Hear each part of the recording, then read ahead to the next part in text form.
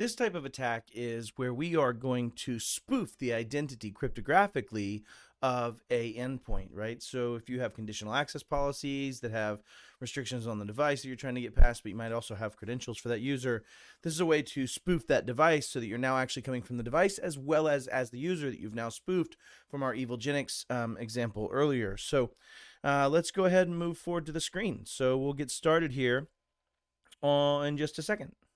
So I want to give credit where credit is due. I'm actually following along from some work done from the O365 blog that posted this in mid-February, basically saying, listen, I think we can steal, and it ended up being just a straight export with AADInternals tools, but we can basically pretend to be another machine. And he kind of goes through, or she goes through, all of this information and backstory of how to prove basically what's happening from that perspective, but also is a great walkthrough for the actual methods we're going to be demonstrating. So I'll cut back over to my workstation here, and we'll take a look at what we're doing.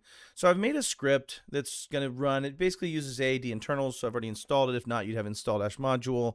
I made a directory very rudimentarily, changed myself to that directory so I could just run simple commands to export these two, and then I would copy the contents of that directory back to this flash drive. So imagine I had a type of medium where it's a HID as well as a flash drive. I could actually very rapidly walk up, plug it into a machine, get a copy of that, and kind of walk away.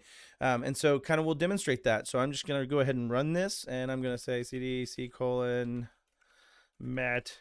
no users, sorry, and then mat, and then I'm just going to say harvest, and we'll run this, and we'll wind up, because it permanently escalates you after it runs AADInternals into local system essentially, and then you're kind of stuck where you're not in the same permission structure anymore. It says they're running as local system. You must restart PowerShell to run as Matt Lee again. But I've got these. So if I run in this directory, I now have these two. It's a PFX and a _TKPEM. And you'll see later in this video where I now have a clone machine that I have access to. I assumedly have access to Matt Lee's credentials. We're going to kind of touch past that. But I'm going to be able to spoof that machine and then sign in as Matt Lee. And I'll be on that machine, and I'll be able to get around some of these conditional access type policy restrictions. So be right back in just a sec with the victim. Okay, we're now on our attacker bad guy machine that we've set up. You'll notice this is just a local AAD or non-AADJ, just bad guy, right? We're going to sign in. So we'll sign into this machine. We're just on this. And so if we go to work or school, we should notice that we are not bound to any Active Directory at all, right? We're a local machine. We're just in workgroup. So what we'll do is we'll go ahead and now go and run our attack one-liner. We're going to have to do a little bit of prerequisite stuff on this attacker box because it's not updated, so we'll have to install some modules. But let's go ahead and get PowerShell open real quick. And remember, this is the attacker machine, so we have control of this somewhere else, presumably, right? And we're basically just wanting to replicate and pretend like we are Azure Active Directory joined. So if we show right now, and we go into this git, what is it called? Hold on, AAD. Hold on, just a sec. Right. So if we look at dsreg cmd status, we should not be joined. And so if we get down, we're going to say, is device joined? No. So what we're going to do now is we're going to change to our handy dandy flash drive that we've brought in, and we're going to say, what are we at? What's our name of our file? Oh yeah, we're going to go in our search directory that we exported. So this is the flash drive that we grabbed the data from the victim as they were unsuspecting, and we had local admin rights. And so we're going to go ahead and now say attacker one-liner. Oh, that's right, we've got a prep. So bear with me just a sec. The law of live demos. Okay, so we're going to say set execution policy unrestricted. We got to do that first, so it'll let us run stuff. Yes. Install module. Goodness gracious. Oh my goodness. Should be it. It'll ask us here in a moment if we're allowing it. And I'll go ahead and get this installed, and I'll be right back. I'll just pause. All right, so we're on the tail end of it installing. Shouldn't be too terribly much longer now. Figured I'd come back. All right, so we are ready to run our command. So we're going to go ahead and say import.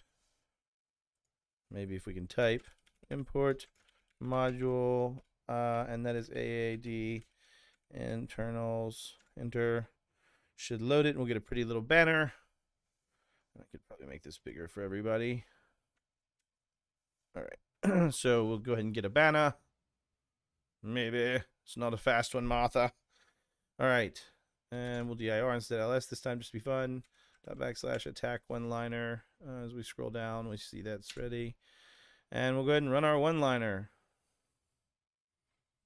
We get an error, but it actually isn't erroring out. It does work. We'll see here in just a second. So let's go ahead and reboot, which is the next step in this. So we're going to go ahead and restart this machine. I won't make you wait for the restart. It's not fast, and there's some updates. Okay, so the machine is back up. We're going to sign in as our bad guy again. And when we get our status, we will be much better off. We will be joined.